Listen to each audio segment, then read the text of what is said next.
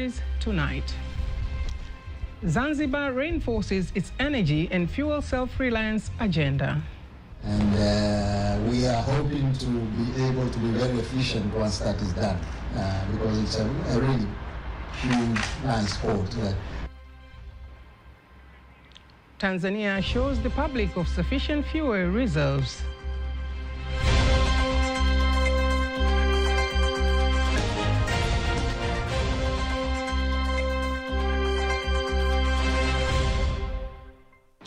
Good evening, I'm Agnes Tuniga. You can also follow us live via our YouTube channel at TBC Online and also get all the latest news through our Instagram, Facebook and Twitter pages at TBC Online. The President of Zanzibar and Chairman of the Revolutionary Council, Dr. Hussein Ali Mwinyi, says his government remains committed to pursue robust plans to make Zanzibar self-reliant in fuel and electricity while establishing the island as a key regional transportation hub. Dr. Mwinyi made the remarks when he met and held talks with the acting U.S. ambassador to Tanzania, Ambassador Andrew Lentz, at the State House in Dar es Salaam, aiming at discussing various areas of cooperation between Zanzibar and the United States. Here are more details with Antonia Kivaria. Dr. Mwinyi describes the ongoing construction of the Mangapwani Integrated Port Project as a transformative multipurpose development designed to address critical infrastructure bottleneck in Zanzibar, and economic growth will double due to the major investment in port, including the 200-megawatt power plant and the presence of oil storage tanks. We are hoping to be able to be very efficient once that is done, because it's a really huge, nice port. We intend it to be transshipment as well, not just for Zanzibar. The second challenge we have is power. We have always relied on power from mainland and through the submarine cable. And it is what we have in place right now is the new one, which are relatively new, that came during MCC actually. We need urgently about 100 immediately. So we are working on that, and we would appreciate if we can get support one way or the other to come up with power independence for Zanzibar. Acting U.S. Ambassador Andrew Lentz expresses his satisfaction with Zanzibar's development progress, pledging continuing U.S. cooperation in health, climate change, trade, and investment. Well, I know that seems to be going quite quickly, but I must say we're very proud to have American interests involved in that project and hoping that they can continue to be. Really developing a mutually beneficial, reciprocal and fair trade and investment relationship where American companies can operate on a level playing field, and we can really complete the shift from aid to trade. The meeting follows the September 2025 launch of the Zanzibar Energy Policy 2025 and the Electricity Master Plan 2025-2040, which aims to diversify energy sources including solar, wind, and natural gas to support industrial development. The government has directed institutions under the Ministry of Energy carefully manage, control and secure countries' fuel supply following the regional U.S.-Iran conflict, which threatens functioning of major shipping routes like Strait of Hormuz that could lead to severe oil shortages and high energy costs. Here's the story by Alphan Hali, read by Teddy Mparanyanga. The ongoing conflict in the Middle East, specifically the military tensions between the United States, Israel and Iran, has significantly disrupted global oil supplies, forcing countries including Tanzania to take protective measures. To ensure that the directive is successful, the Minister of Energy, Deogratis Ndejembi, meets with the oil marketing company owners and heads of institutions under the Ministry of Energy to ensure a consistent and reliable supply of petroleum products. Niwahakikishie Watanzania mafuta tunayo. I want to assure Tanzanians that we have enough fuel, and the government will do everything possible to ensure that Activities continue as normal through the consistent availability of fuel at all times. I also direct EWURA to ensure that all fuel available in the country is accounted for and that no depot hides fuel while waiting for global prices to rise. Make sure fuel is available at all times from Dar es Salaam to Kirwa. Energy industry leaders and government officials emphasized the continued secure availability of fuel despite escalating regional conflicts. We have continued to oversee the issue of fuel distribution, and we are closely monitoring every depot. We receive reports on the fuel stocks available, and through our 6 zones, we continue to get daily updates regarding fuel availability. As for the fuel currently available in the country, we have 230 million liters of petrol, 180 million liters of diesel, and 131 million liters of jet fuel. These stocks are sufficient for 38 days for petrol, 28 days for diesel, and 47 days for jet fuel. In addition, we already have more fuel that has been loaded and it is on the way. For petrol, we have 245 million liters in transit. For diesel, 208 million liters, and for jet fuel, 23 million liters. Fuel scarcity in some parts of the world in March 2026 is primarily driven by the ongoing war involving Iran, Israel, and the United States, which has severely disrupted global oil supply chains. Artificial intelligence, AI, is a critical driver of the modern digital economy. It acts as a primary economic catalyst, reshaping industries like finance, healthcare, and manufacturing while contributing significantly to GDP growth. African countries are actively advancing AI through national strategies in policy, infrastructure, and innovation hubs, with continental strategy focusing on key areas like enhancing agricultural yields and building AI-driven public services. To discuss more on this subject, I'm joined live with Director General of the Tanzanian ICT Commission, Dr. Nkundwe Mwasaga. Doctor, please welcome here on the set, and good to see you this evening. Thank you very much, and thank you for having me in this program. Thank you. For the benefit of our viewers, our first question, they would like to understand what is the projected contribution of AIs to Tanzania's development, but of course, the Vision 2050 and country's overall productivity growth. AI is a technology that has been invented to basically do one thing, to increase productivity. And productivity in all sectors of economy of our country, and if you view it around the world, it's the same thing. It's a technology that is used in all sectors of economy of any country. So in the context of Tanzania and Vision 2050, we look at having the economy of $1 trillion US, and digital transformation is one of the driver of our vision, and AI basically is a technology that we expect that it will grow our economy to reach that level that we want. And for us to be able to reach that level, definitely we need to do digital transformation, and the AI will be the one that is leading in everything. There are challenges within the African countries, but looking at AI, how can AI be tailored to, of course, address specific African challenges, maybe in sectors like the agriculture, healthcare, education, and of course, then, like adopting general global models? For us to be able to reach the level that you have well articulated, we have to manage the digital transformation itself, where we envision that AI will be used in every sector that you have well mentioned in this question.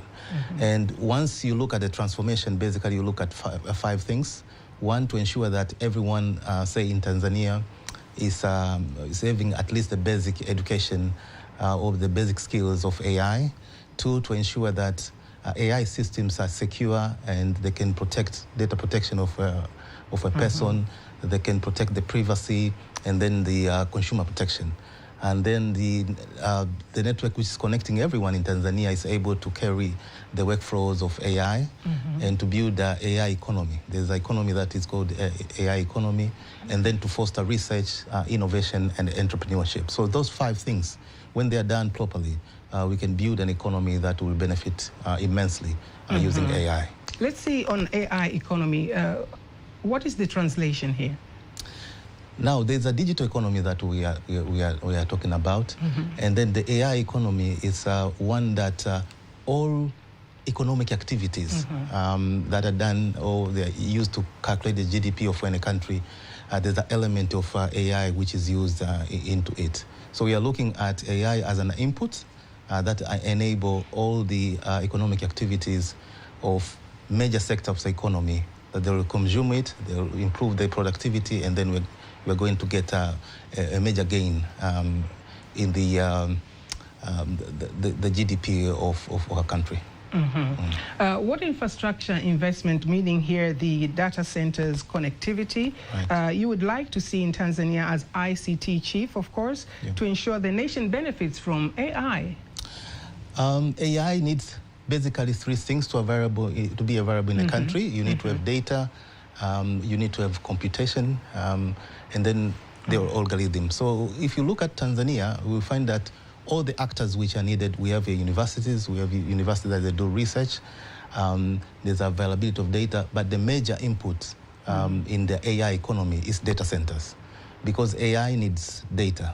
So of course, we need to have data centers for public institutions and also data center for private institutions, so that we can basically be the leader in this area, in the area of AI economy. Because there's the one advantage that Tanzania has over other countries. There are a number of countries which are landlocked. They depend on Tanzania to connect to the global network.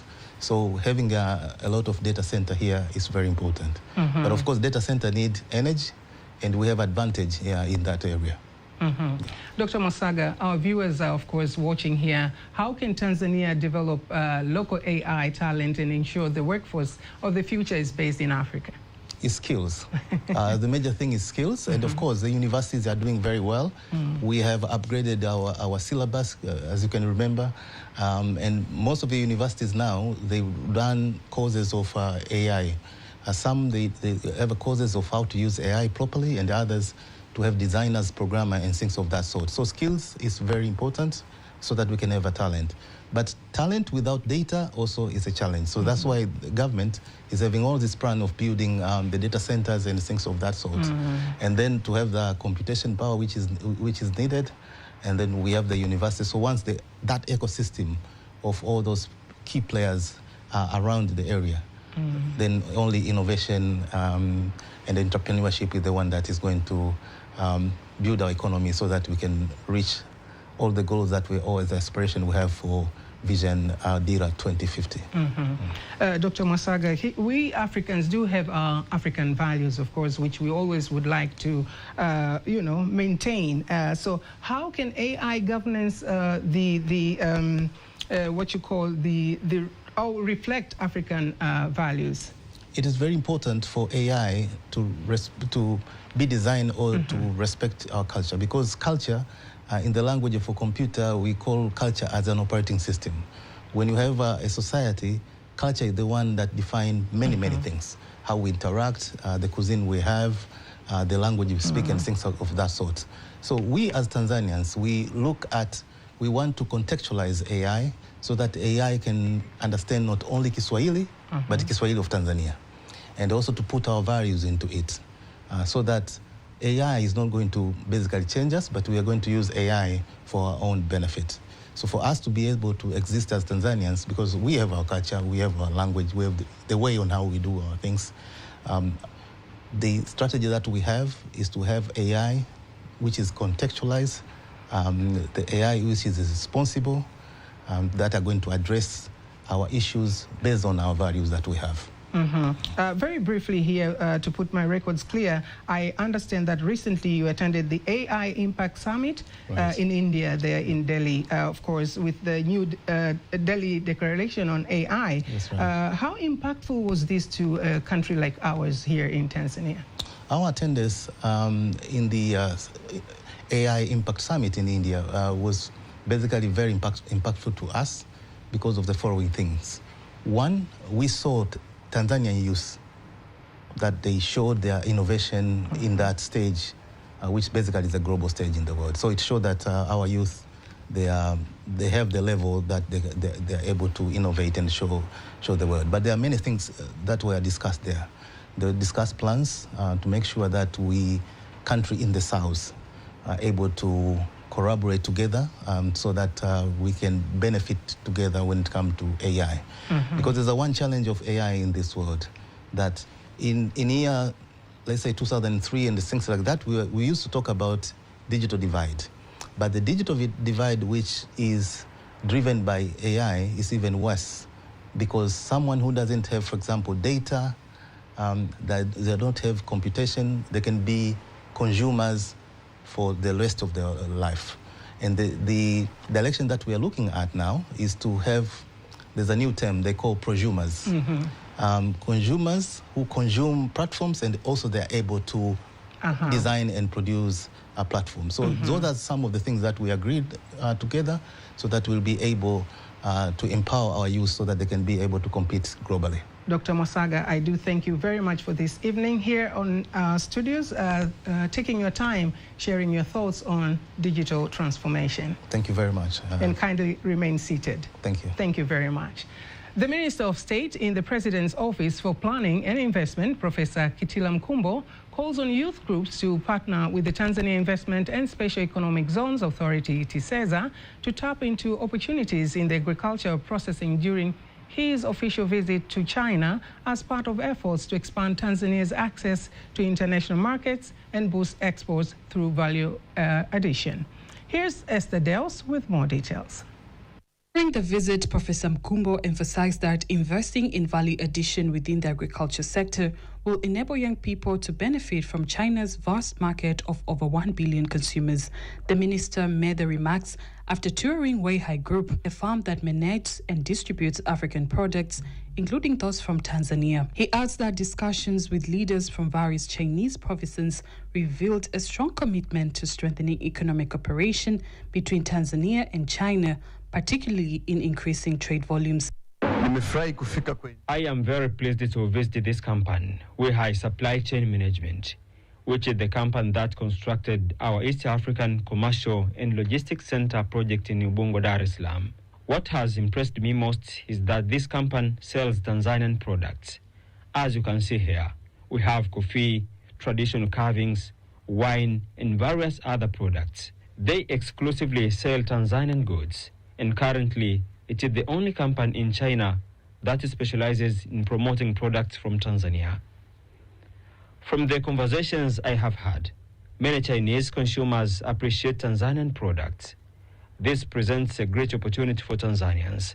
Starting from May this year, the Chinese government under President Xi Jinping has decided to remove tariffs on all products imported from Africa.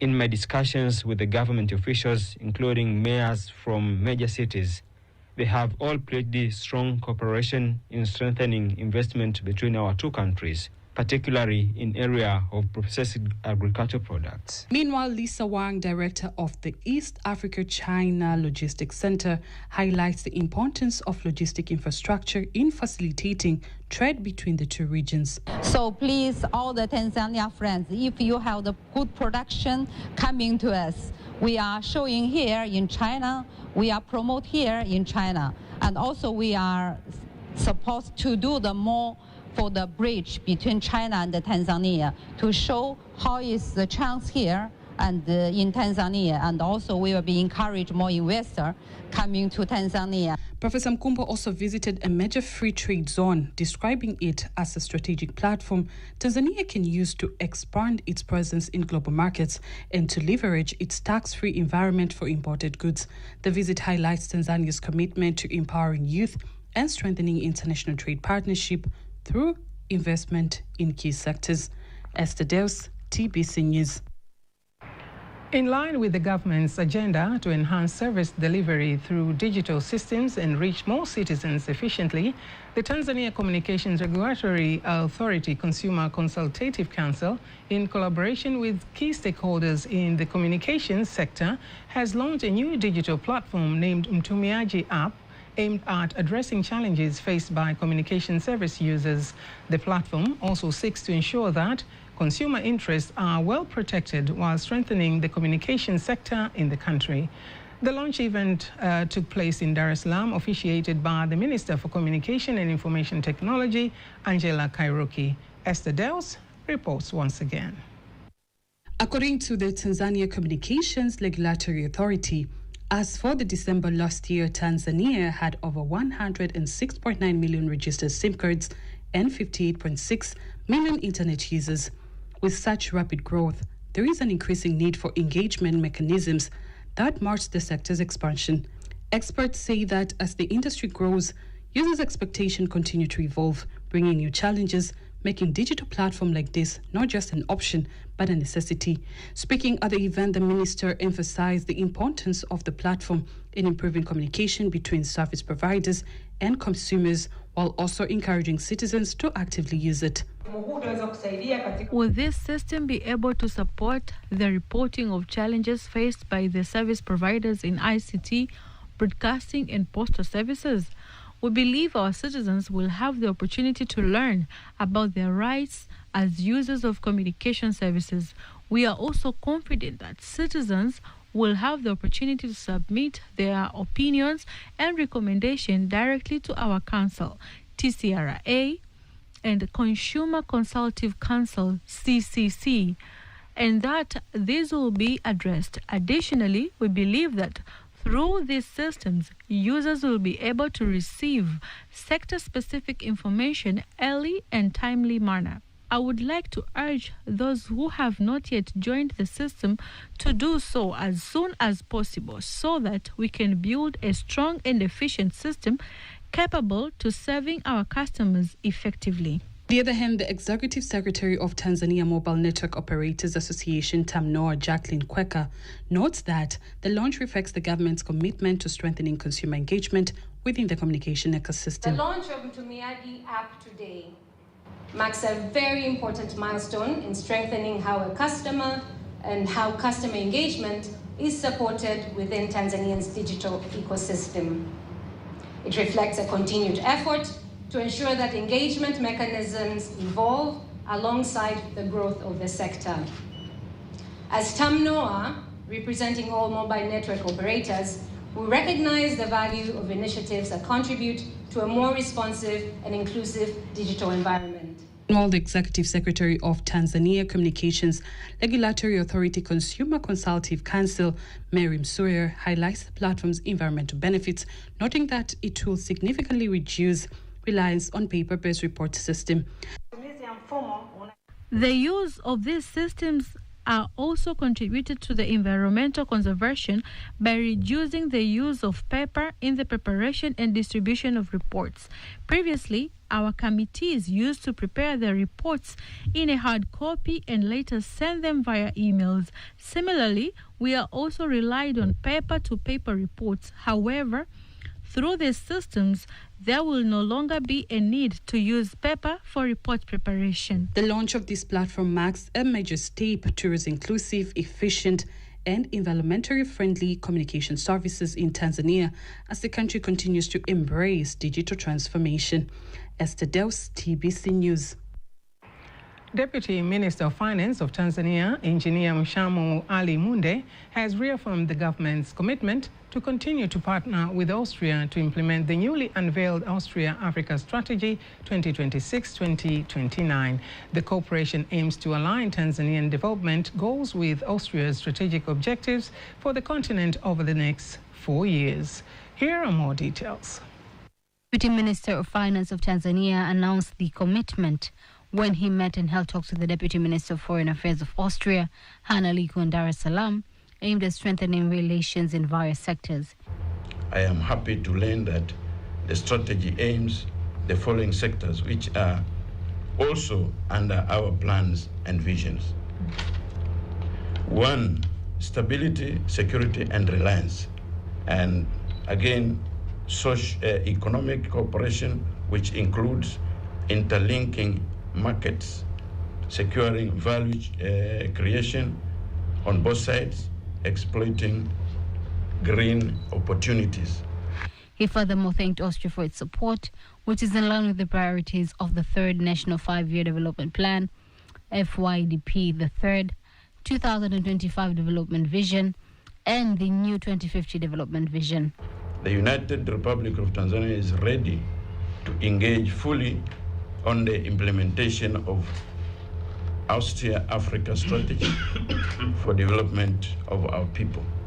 The commitment of the United Republic of Tanzania under Her Excellency President Dr. Samia Suluhu Hassan to continue cooperation with the government of Austria to strengthen our valuable development cooperation for development of our people. On the other hand, the Deputy Minister of Foreign Affairs of Austria, Hanna Liko, commends Tanzania for its ongoing efforts in economic development, adding that the country's peace and stability has contributed significantly to attracting more foreign investors. We are happy about the stability here, so that's an important factor to have Austrian investment here, and so we have some companies that are present, just to name a few. One is Andritz. They have about half of hydro energy is done by Andritz, I understand, here in Tanzania. He stressed that his country will continue to collaborate with African countries, including Tanzania, in ensuring that the private sector is fully involved in core economic activities.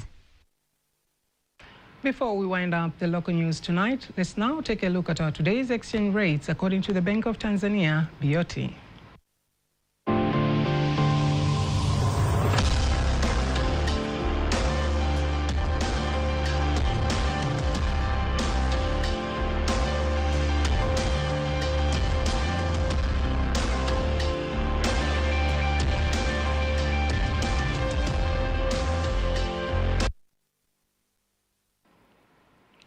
Don't miss TBC News every weekday to know all the latest in exchange rates. Now, before we conclude the news bulletin for tonight, let's take a look at our weather update for the next 24 hours.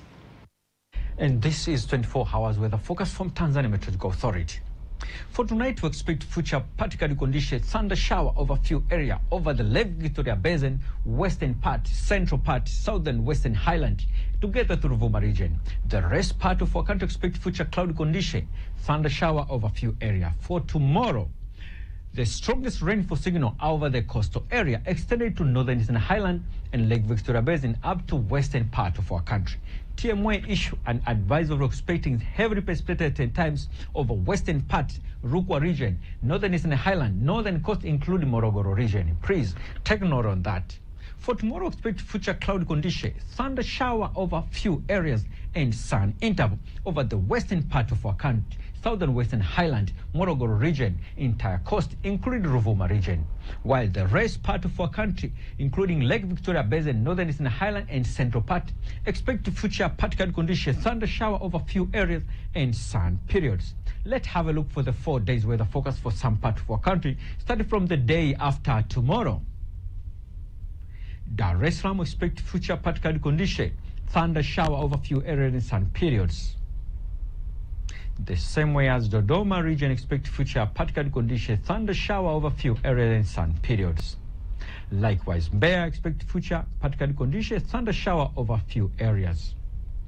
And Mwanza expect future particular condition, thunder shower over few areas. Kilimanjaro expect future particular condition, thunder shower over few areas and sun periods.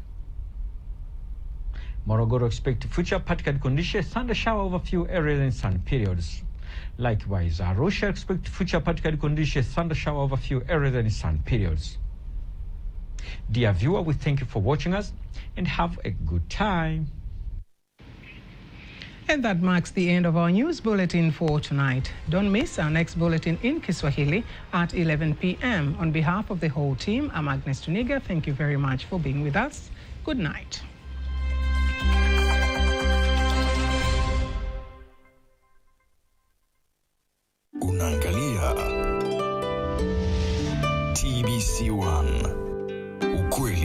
na uhakika.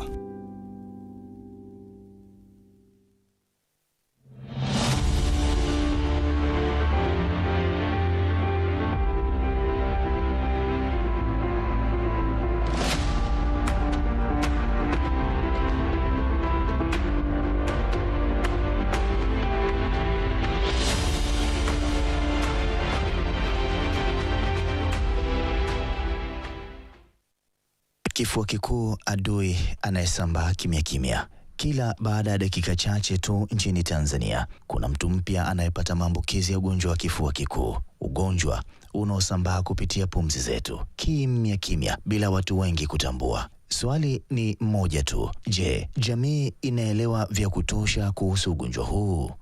Kifua kikuu au TB ni ugonjwa unaoambukizwa kwa njia ya hewa kutoka kwa mgonjwa anayeugua ambaye bado hajaanza matibabu. Kila mwaka tarehe 24 Machi dunia inaadhimisha siku ya kifua kikuu duniani, ikiwa na lengo la kuongeza uelewa na kuhamasisha mapambano dhidi ya ugonjwa huu. Kwa mujibu wa takwimu za kimataifa, takribani watu 122,000 huugua kifua kikuu kila mwaka nchini Tanzania, na kati yao zaidi ya wagonjwa 80,000 hugundulika na kuanza matibabu kila mwaka. Lakini bado takriban watu 18,000 hupoteza maisha kila mwaka kutokana na ugonjwa huu. Hii ina maana karibu kila dakika 4 kuna maambukizi mapya ya TB nchini. Kwa karne nyingi kifua kikuu kilikuwa ugonjwa usioeleweka.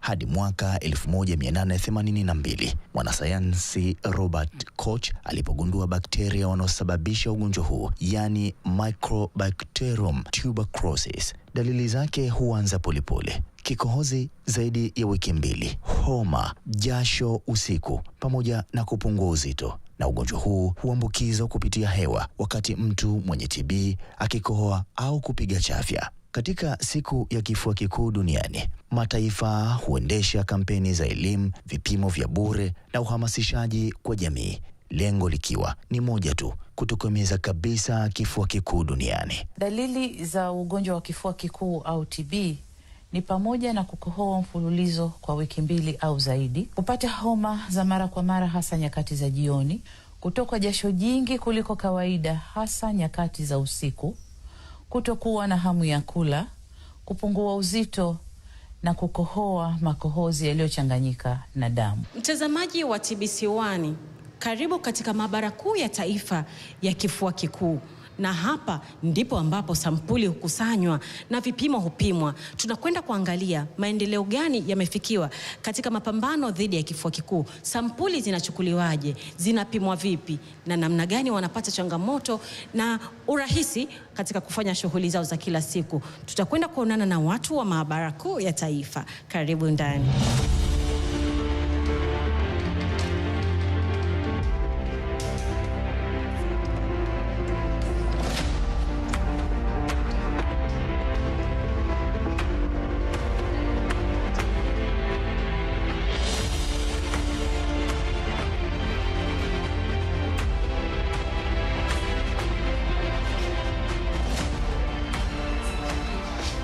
Kwa kutumia vifaa vya kisasa